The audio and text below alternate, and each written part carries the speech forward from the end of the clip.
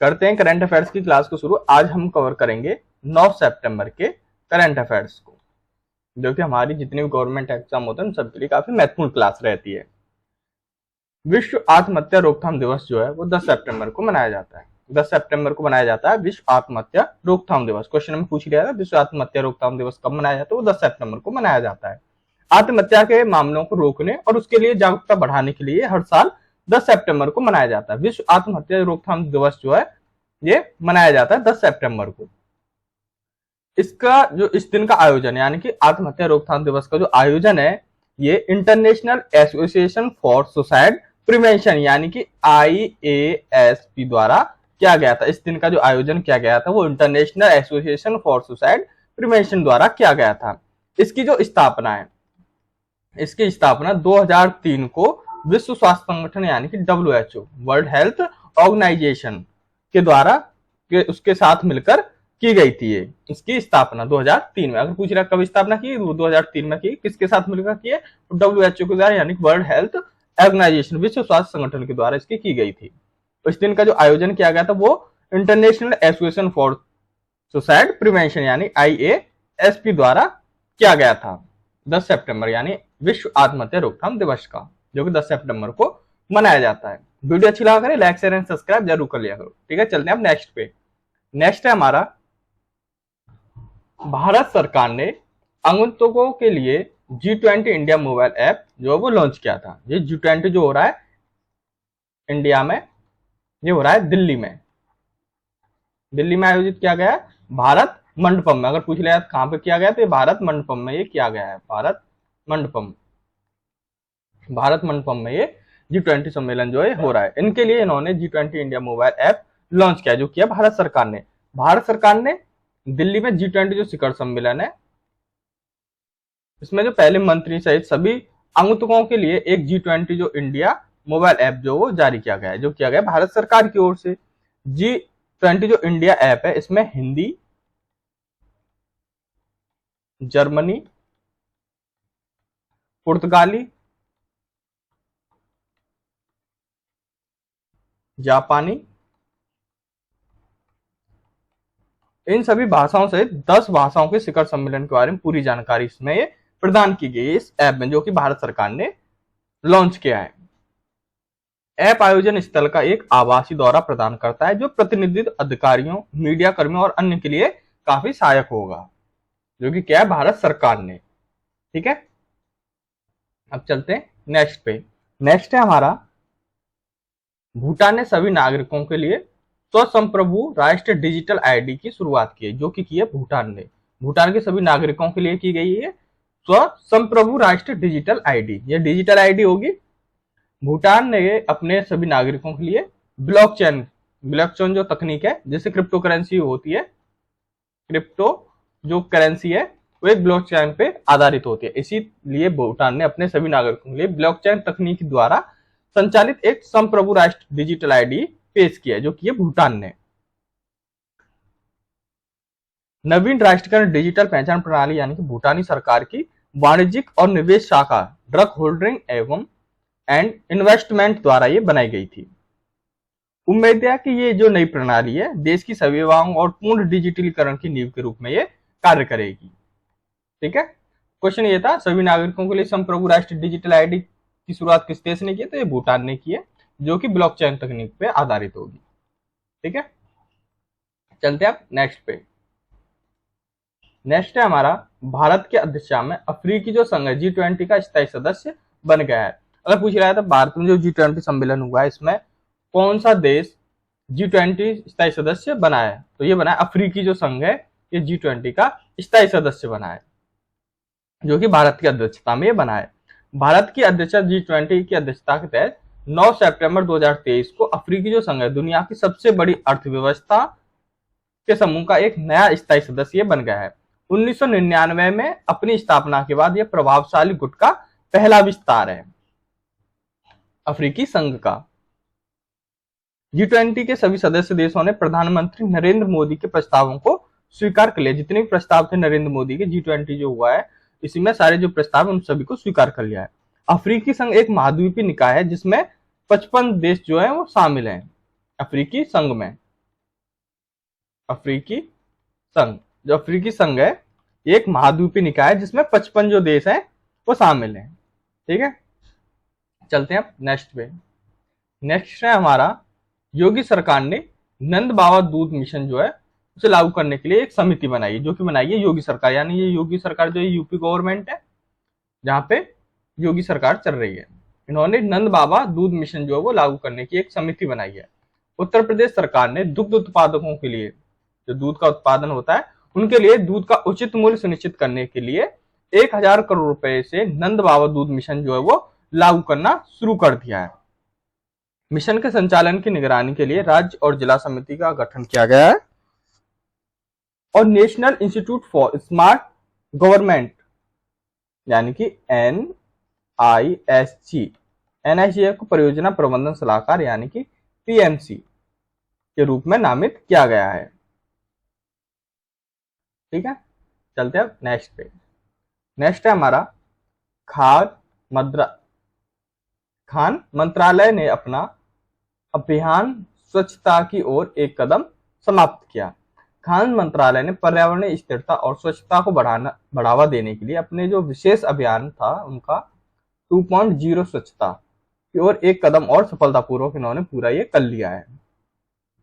जो किया है खान मंत्रालय ने। ये जो अभियान है ये नवंबर 2022 में और अगस्त 2023 तक चला और कई उल्लेखनीय उपलब्धियां इन्होंने हासिल की हैं। खान मंत्रालय ने स्वामित्व वाली जो इमारतें हैं वर्षा जल संचयन और संचालनाओं को लागू किया गया है, जिसमें पर्यावरण अनुकूल प्रथाओं में योगदान मिला है इससे। ठीक है, चलते अब नेक्स्ट पे। नेक्स्ट है हमारा एर्ग-चेस 002। ये क्या है? तो एर्ग-चेस 002 यानी कि EC 002 एक प्राचीन इंडिसाइड उल्कापिंड है ये, जो कि इस इमेज में आपको नजर आ रहा होगा। ये उल्कापिंड है जिसकी खोज की गई थी। ठीक है, जिसका नाम है एर्ग-चेस 002। इसकी खोज अल्जीरिया में सहारा जो रेगिस्तान है उसके एर्ग-चेस क्षेत्र में की गई। इसकी नाम पे जो क्षेत्र था इसी के नाम पे इस पिंड का नाम रख दिया गया है एर्ग-चेस, जो कि इस एर्ग-चेस जो अल्जीरिया में सहारा रेगिस्तान है वहां पर एक क्षेत्र है जिसका नाम है एर्ग-चेस। इस जगह पर ये उल्कापिंड जो है मिला था, इसकी खोज की गई थी, जो कि पड़ता है अल्जीरिया के सहारा रेगिस्तान में।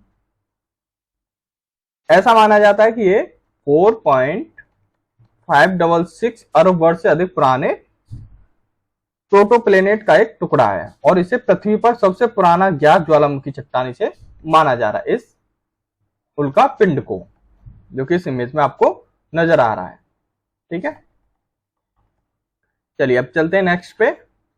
नेक्स्ट है हमारा, झारखंड ने ट्रांसजेंडर जो समुदाय है उसके लिए पेंशन और OBC दर्जे को मंजूरी दी है, जो कि दिया झारखंड सरकार ने। झारखंड जो सरकार है उसने ट्रांसजेंडर समुदायों के लिए पेंशन और OBC दर्जा दिया गया है। झारखंड सरकार ने ट्रांसजेंडर समुदायों के लिए पेंशन योजना को मंजूरी दी और जिसमें प्रतिमाह 1000 रुपए की वित्त सहायता प्रदान की है। जो पेंशन होगी उसमें 1000 रुपए प्रतिमाह दिए जाएंगे, जो कि झारखंड सरकार की ओर से ये पहल शुरू की गई है और उन्हें OBC दर्जा दिया गया है, यानी कि इन्हें आरक्षण भी दिया गया है।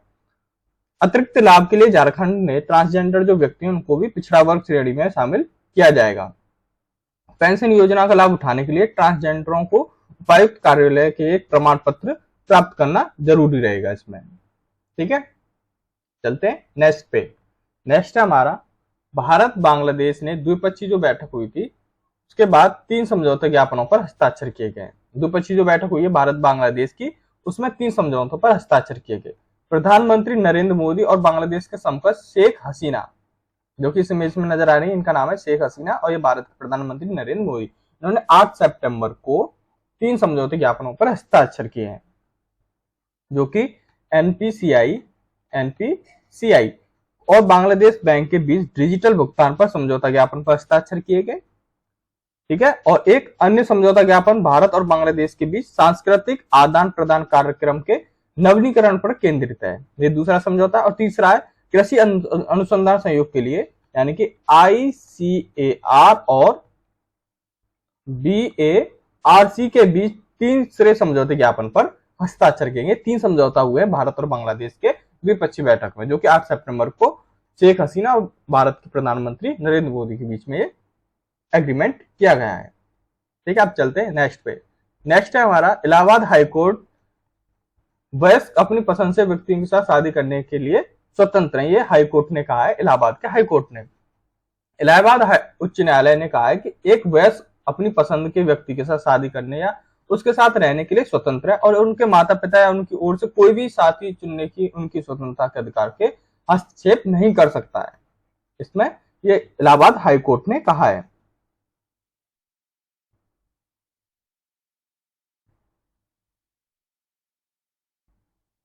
अदालत ने कहा यह स्वतंत्रता संविधान अनुच्छेद यानी कि आर्टिकल 21 में प्रदत्त जीवन और व्यक्तिगत स्वतंत्रता के अधिकार के उत्पन्न होती है। ये जो आता है, जो अधिकार मिल रहा है, ये अनुच्छेद 21 के तहत ये इन्हें दिया गया है, जो कि इलाहाबाद हाईकोर्ट ने सुनाया है। ठीक है, अब चलते हैं नेक्स्ट पे।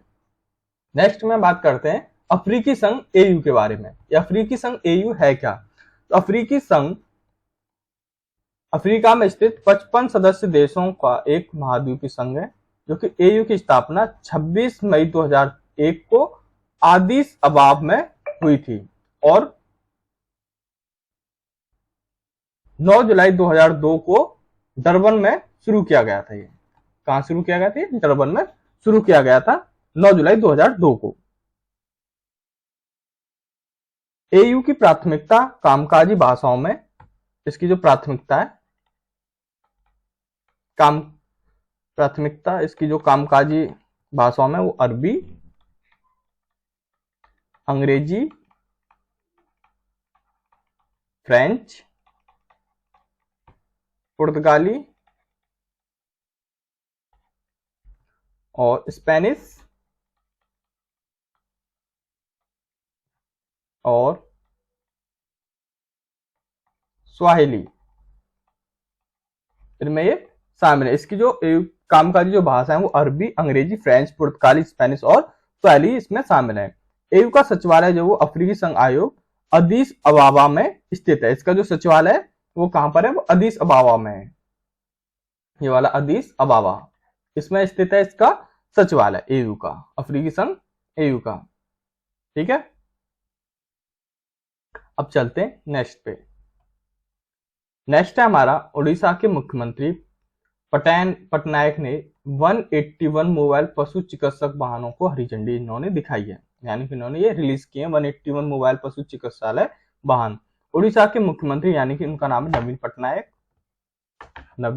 पटनायक। ये उड़ीसा के सीएम है प्रेजेंट में। इन्होंने राज्य में पशुधन को स्वास्थ्य सेवाएं प्रदान करने के लिए 181 मोबाइल पशु चिकित्सा जो वाहन है उनको हरी झंडी इन्होंने दिखाई है। मोबाइल पशु चिकित्सक जो वाहन है उनको मुख्यमंत्री भ्राम्यमाण प्रणीत चिकित्सक सेवा के तहत हरी झंडी दिखाई गई है, जो कि मोबाइल पशु चिकित्सक इकाइयां जरूरत के समय पशु हेल्पलाइन के माध्यम से आवारा और परित्यक्त जो जानवर हैं उनको आपातकालीन पशु स्वास्थ्य देखभाल प्रदान ये करेगी। ठीक है, चलते हैं अब नेक्स्ट पे। नेक्स्ट है हमारा गोवा के राज्यपाल ने 37वें राष्ट्रीय खेलों के लिए मशाल लॉन्च किया है। जो किया है गोवा के राज्यपाल ने। गोवा के राज्यपाल यानी उनका नाम है पीसीएस श्रीधरन पिल्लई। ये प्रेजेंट में गोवा के राज्यपाल हैं पीएस श्रीधरन पिल्लई। इन्होंने 33वें राष्ट्रीय खेलों की शुरुआत को चिन्हित करने के लिए आधिकारिक तौर पर मशाल यानी कि इन्होंने पेश किया है। ये जो कार्यक्रम है खेल और युवा मामलों के विभाग द्वारा गोवा खेल प्राधिकरण के सहयोग से आयोजित किया गया है। राज्यपाल यानी पिल्लई ने राष्ट्रीय खेलों को गान का भी अनावरण किया गया है, जिसमें से महान अभिनेता अमिताभ बच्चन की प्रतिष्ठित आवाज थी। इसमें जो गान हुआ था, इसमें जो गाया गया था, जिसका अनावरण किया गया, तो उसमें अमिताभ बच्चन की प्रतिष्ठित आवाज दी गई थी। ठीक है, अब चलते हैं नेक्स्ट पे। नेक्स्ट है हमारा आरबीआई चरणबद्ध तरीके से वृद्धिशील नकद आरक्षित जो अनुपात है उसको ये बंद करेगा। जो करेगा आरबीआई, भारतीय रिजर्व बैंक यानी आरबीआई ने शुक्रवार को घोषणा की है कि वह चरणबद्ध तरीके से वृद्धिशील नकद आरक्षित जो अनुपात है उसको बंद कर देगा। 10 अगस्त को आरबीआई ने घोषणा की थी कि सभी जो अनुसूचित बैंक है उसको 10 अगस्त को ये घोषणा की थी और 12 अगस्त से 10% 10% वृद्धिशील नगद आरक्षित अनुपात है उसको बनाए रखना होगा। इस उपाय का उद्देश्य विभिन्न कारकों द्वारा उत्पन्न अधिशेष तरलता को अवशोषित करना था।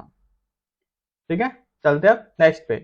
नेक्स्ट है हमारा असम कैबिनेट के केंद्र से राज्य और AFSPA हटाने की सिफारिश की गई है। असम कैबिनेट ने पूरे राज्य में अशांत क्षेत्र और अधिनियम और सशस्त्र बल यानी विशेष शक्तियां अधिनियम AFSPA को हटाने की सिफारिश की, जो कि असम कैबिनेट ने किया, इस चीज की सिफारिश की है। यह अधिनियम वर्तमान में असम के 8 जिलों में लागू है जिन्हें अशांत क्षेत्र के रूप में टैग किया गया है। अशांत क्षेत्र अधिसूचना पहली बार 1990 में असम पर लागू की गई थी। तब ये AFSPA की शर्तों के समय समय पर बढ़ाया जा रहा है। ठीक है, इसी को हटाने के लिए असम कैबिनेट ने सिफारिश की गई है असम कैबिनेट की ओर से। ठीक है, आज के लिए बस इतना ही। धन्यवाद मेरे चैनल में जुड़े रहने के लिए।